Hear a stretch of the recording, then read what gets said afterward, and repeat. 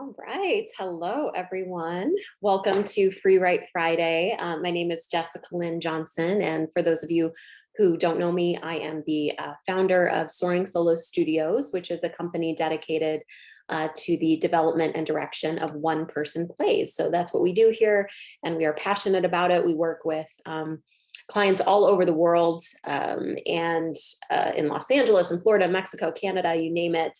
We're helping people tell their stories from everywhere. And I have been in this field for a little over 20 years at this point, and have aided in the direction and development of over 100 solo shows. And I have 2 solo shows myself that I toured for over 13 years. And I'm also a advisory board member for the Los Angeles Women's Theater Festival and a blogger for NoHo Arts. I have a blog called Soaring Solo that's all about solo theater. So you can find me on the NoHo Arts website as well. But yeah, that's a little bit about me. I would love to know about you. Please say hi in the chat. Let me know where in the world you're tuning in from. Let me know what phase of your development you're in. Maybe you're just curious and dabbling. Maybe you're on your 3rd solo show and touring the world. Maybe you're somewhere in between those spaces, but I'd love to know more about you and your creative process. And the mission of Free Write Friday is really just to join together in creative community and make a little bit of progress on the solo show that you're considering or in the middle of working on. And so each time we do a writing prompt, a little bit of a lesson, and then we write together and call it a day. So it's pretty short and sweet, usually takes between 20 and 30 minutes. I do record these sessions and put them on YouTube. If you ever miss one or want to go back and catch up, you can do so. Please make sure that you have something nearby you to write with and write on, or some sort of smart device. Or if you're somebody who likes to just record yourself and transcribe later, that's a possibility too. So that will be necessary as part of this experience. And then the next Rewrite Friday, if you enjoy today and want to come back, is going to be Friday, June 17th. And that is at 10 a.m. Pacific, noon Central, 1 p.m. Eastern. And I think that's pretty much it as far as housekeeping. So yeah, we can go ahead and dive on into today's lesson. So we've all heard the phrase, if these walls could talk, right? This idea that the structures, the buildings that we're in carry stories and witness the things that we experience and that we go through and that we live through.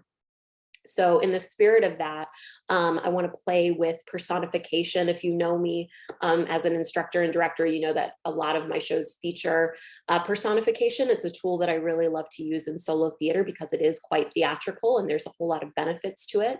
But in that spirit, that's what we're going to be looking at today, with the idea of an indoor space being the focal point of that personification. So for example, a show that I worked on, and I'll put a little YouTube link in the chat that you can look at later. So I'll do that now so I don't forget. And this YouTube link is to an excerpt from October Baby, which is Brooke Baumer's one-woman show that I had the honor of directing and developing. And in this particular scene that you'll see in the YouTube clip, if you watch it back later, she is playing the bed, the walls and the curtains that are in the room of her in-laws' house when she and her husband are staying in that room, and they're going to have sex, trying to have their 2nd baby.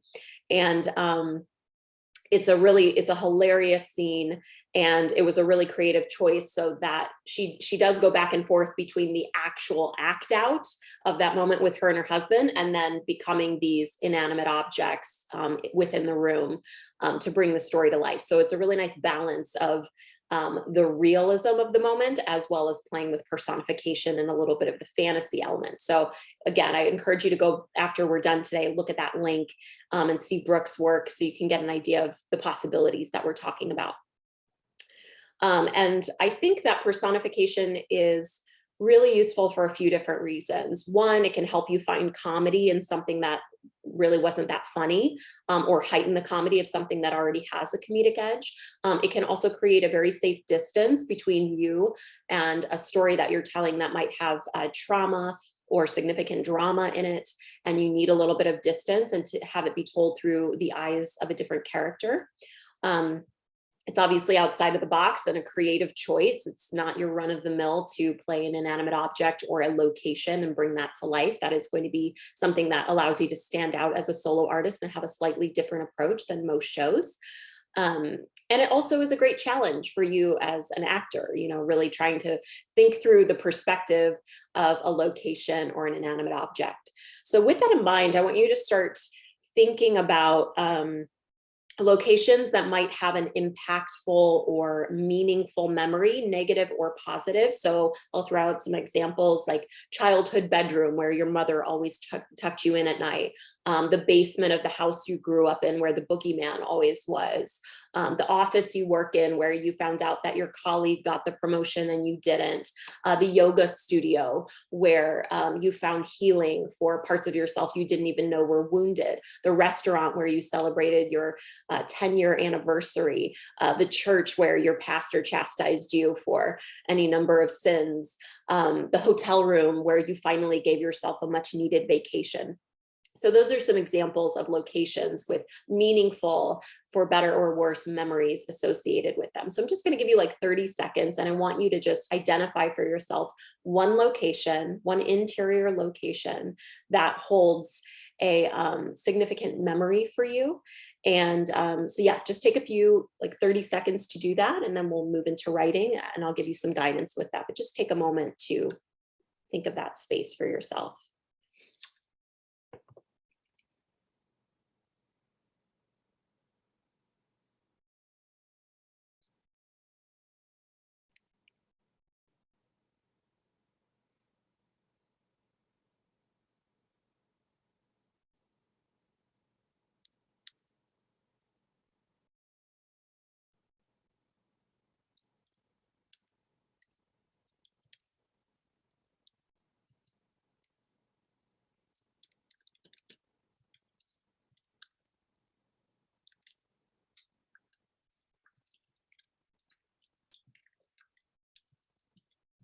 Okay. Go ahead and hold on to that location now. And I'm going to set my timer for 8 minutes. And in that 8 minutes, I want you to write very freely. And again, give yourself so much grace and permission because this is a first draft. So it's meant to be messy and you don't have to share it with anyone. In this particular setting, we don't share our work. That's more reserved for my Saturday morning classes or in coaching or things like that. So today, this is just for you. You don't have to share it with anybody. But I want you to write from the perspective of that location. So again, really seeing the memory through its lens. So using like the example of Brooke's show where she played the bed, her and her husband ended up having sex on the floor. So the bed was angry. The bed was upset that it wasn't being used for its purpose, you know, and it had that perspective. So we're getting the expositional information of what's happening in the scene, but we're getting a strong point of view from a character who feels it has a function to serve. Whereas the curtains were very prim and proper and couldn't believe like what they were seeing happening in front of them. And they weren't used to that sort of adult activity in front of them. So we had completely contrasting points of view. So as you think about this location, as you think about either the walls themselves or the objects in the room, or anything that makes up that environment, start to think about that and give it a voice and write from its perspective as you tell this memory. So hopefully that makes sense. There's no way to mess this up. It's just an opportunity to tell the story in a different way. I'm going to set my timer for 8 minutes and I will let you know when your time is up.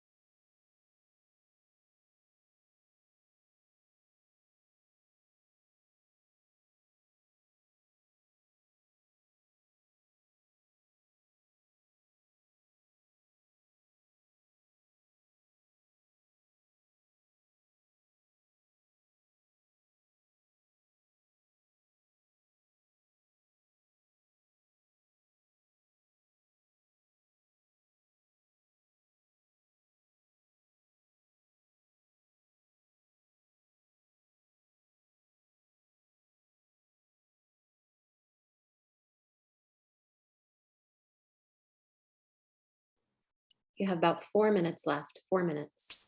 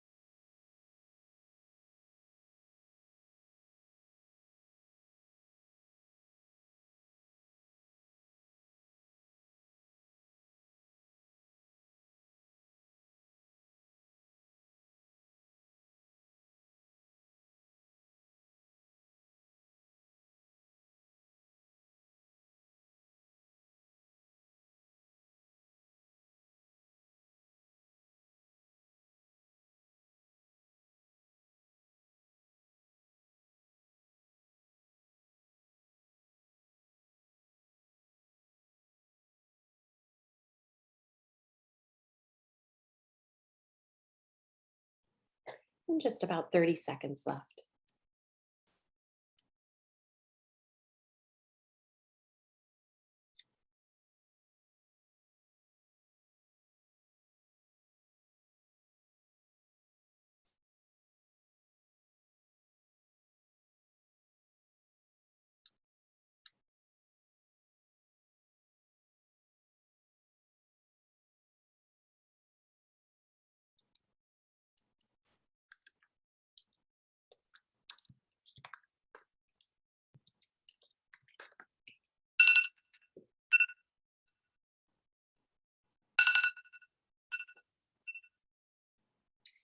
Okay, go ahead and wrap up your writing. Kind of the takeaway from that experience, hopefully you got something creative or a little outside of the box, and don't be afraid to be outside of the box with the presentation of your solo show. I think a lot of times people have it in their heads, especially if they're new to the genre, that this stereotype of like a stool in the middle of stage and a pool of light with an actor just telling their story first person to the audience is the only way that a solo show can be done. And That's very far from the truth. While that is the style of someone like, Spalding Gray or something, there's also performers like John Leguizamo or Sarah Jones who have a very dynamic, character-based, fantastical way of telling their stories. And also don't limit yourself in terms of what characters you can play. Time and time again, I've met with solo artists who feel like they're not character actors. And then by the end of it, they're playing 40 characters who are extremely dynamic and distinct from one another. So never limit yourself. Just write the story the way that you feel like it wants to be written, and trust that the things that you need to pull it off in presentation will come together with the right team, with the right belief in yourself and all of that. So I would also encourage you to transcribe whatever you've written today. If it was on scrap paper or something like that, or if you did an audio version of this, make sure you transcribe it into a document on your computer so that you're making it real and it's becoming tangible and you're putting words on a page and really committing your story to script. So you'll see in the chat, I put a bunch of announcements. We always have a lot going on in the Soaring Solo community. We just got back from doing a retreat in Joshua Tree.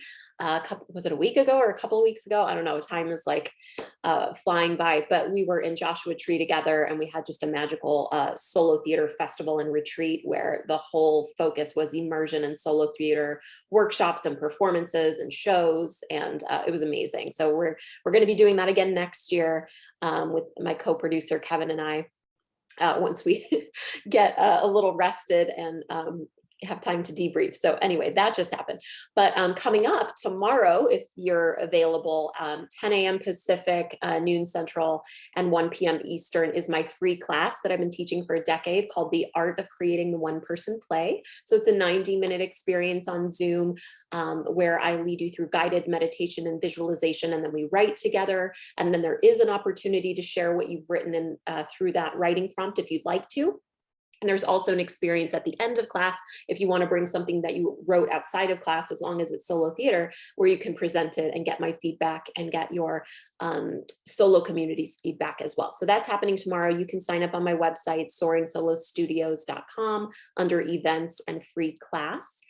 What else can I tell you? So also, there's never any pressure with this, but if you ever did want to work with me or Heather, who's a teacher with me, or Carla, I have various solo theater instructors with Soaring Solo. If you wanted to work with us in a more professional capacity, one-on-ones are 65, power pairs are 45, small group is 35. We also have the Creating Captivating Characters intensive. We also have a Structuring Your Solo Script intensive. So we have a lot of different offerings at different price points and different levels of wherever you're at in your process. So if that's something that's of interest to you, no pressure with that, but you can always email me at soaringsoloartist@gmail.com or just fill out a contact form on my website and we can talk about what might be a good next step for you.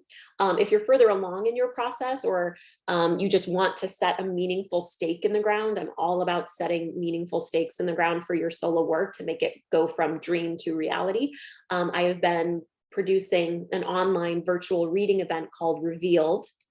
And what that is you would present your solo script to a virtual audience.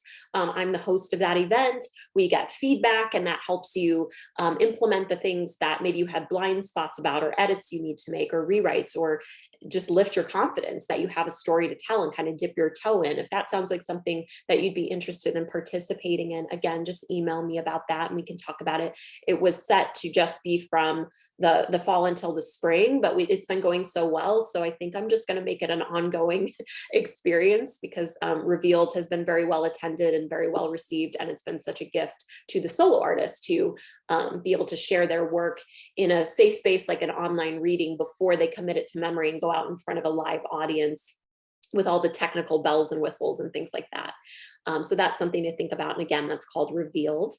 And also throughout the pandemic, I did a free experience called Isolate, Meditate, Create, which will be similar to the exercise I do tomorrow, where I lead you through meditation and visualization to get you out of your head, out of your inner critic, into deep creative consciousness, and then see what comes forward in your writing. I have 120 episodes of that available on my YouTube channel, all for free. So if you're feeling stuck or if you're just interested in a different approach to writing your solo show, those are all accessible to you and you can do one of those every day. And I put the link in the chat for that as well. And then again, the next Free Write Friday is happening Friday, June 17th, 10 a.m. Pacific, noon Central, 1 p.m. Eastern. I included the link in the chat to sign up for that and hold your spot. And then again, if you want to go back and watch Free Write Fridays that you missed, it's all on my YouTube channel. You can find it there and, you know, get some writing happening with that as well. And then this weekend, if you happen to be in the desert in California, or if you're in Simi Valley or anywhere near those places, we have a couple of shows, award-winning one-woman shows, Yes, No, Maybe So by Catherine Barnes, as well as Naturally Tan by Tanya Thomas. Those are both happening. And then we have the Fringe Festival happening all throughout June. We have Solopalooza happening in July. I'm gonna be doing a festival of my own in the fall. So there's a lot going on, and the best way to learn about solo theater is to go watch solo theater. The best way to get into community and you know, make friends in this genre, this unique genre that we're in, is to go to events. So I encourage you to go to my event page and go out and see stuff, learn from it, network with other solo artists, get to know the producers and the venues that are putting on these festivals so that you can also step on stage in these opportunities as well. Okay, I think that's everything. I'm gonna turn my camera off, but I'll leave the chat up for a bit in case you wanna continue to say hi to one another or jot down any of the announcements. If you have questions about any of this, feel free to email me. All right, everyone, have a beautiful Friday.